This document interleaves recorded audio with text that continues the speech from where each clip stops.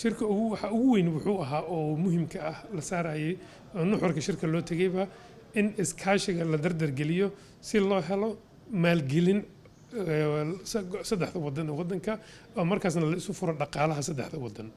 waxaana la soo saaray warmartiyeedkaas oo ku xusan yahay in shirka dambe lagu qaban doono magaalada Muqdisho ee soo socda haddii la yiraahdo waqtiga la qorsheeyo iyo sidee uga go'an tahay in taageeraan Soomaaliya dib u soo noqoshadeeda amnigeeda madax bannaanideeda iyo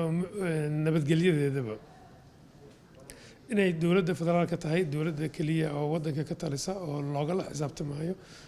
arrimaha Soomaaliya oo dhan waxay kale ku baaqeen in horumar laga gaaro sababtoo iskaashiga gobolka wuxuu u horseedi karaa iskaashi dhaqaale iskaashi ganacsi iyo in la abuuro shaqooyin loo abuuro dadka dhalinyarada ah